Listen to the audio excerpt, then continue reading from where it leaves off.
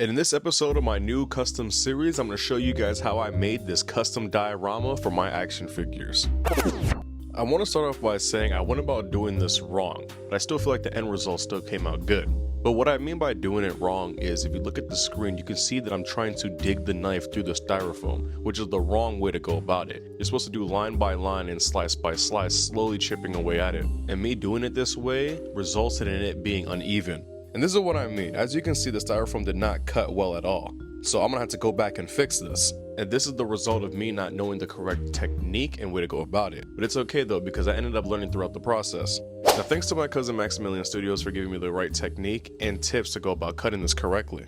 As you can see, it's still not perfectly straight, but it's a lot better this way compared to what it was before. So now I'm gonna do the same exact thing on the opposite side and try to fix it. And this time I used the advice that he gave me. Again, I used the ruler and I went slice by slice and not digging and carving into it. And this resulted in it being a lot better than before. Now as you can see, it's still not perfectly straight, but I'm still happy with it considering how bad it was the first time I went about it.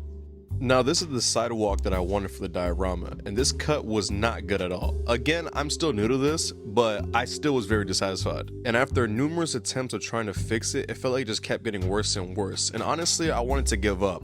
However, Maximilian Studios told me I can use my Dremel to try to even it out. And that's exactly what I did. Obviously, I decided to do it to avoid making a mess in my room, but I feel like this technique really has helped me out a lot. Now, obviously, I want to improve and get better, so that way I don't have to do this each time.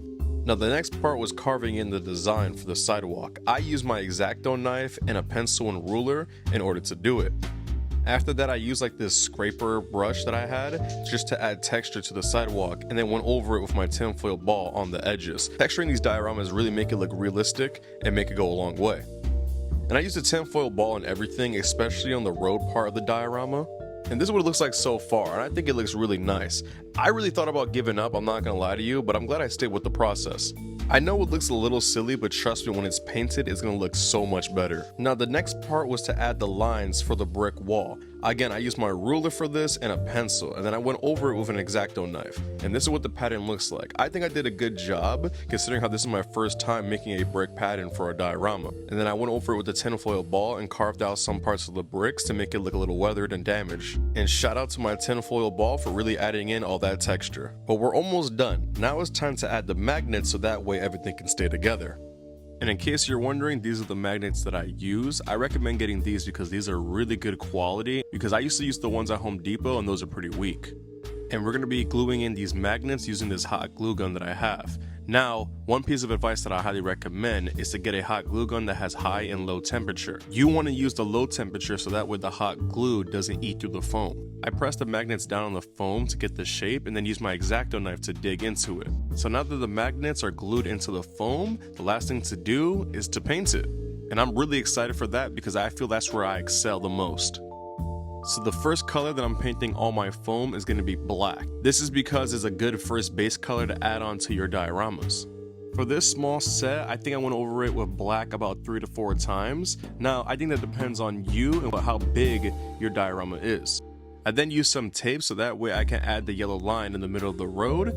I think it just makes it look a little bit more realistic in my opinion. And for the sidewalk, I went over it with gray, then brown, and then green, and a little bit of gray again on top. And then for the brick wall, I added some brown, and I think the brown really made it look cool. So after that, I added some red to go on top of it. And I like how you can see the black and brown throughout. However, I wasn't satisfied enough. So I went over the lines and cracks with a little bit of white, and I feel like that really added that extra bit of detail that this diorama needed. I did a little bit of touch-ups here and there, but overall I'm extremely happy with the way this brick diorama has looked. But after all that, I think it's time to see the finished product. This is the final result and I'm really happy with it. Let's check it out. I think for my first diorama that I made by myself, I think this was a really good attempt. I really like all the sculpted detail that I was able to add in there, and I also think that the paint that I added has really brought it out and makes it look really nice. The biggest thing that I'm proud of is the fact that I didn't give up even though I really wanted to at the beginning. And here are some photos that I took using the new diorama. I want you guys to comment down below what you think of it, and if you have any tips or suggestions, please let me know. I want to get better and improve, and with this series, I wanted to show the ups and downs and the challenges that I face when making these dioramas/customs. Make sure to like and subscribe for more custom videos.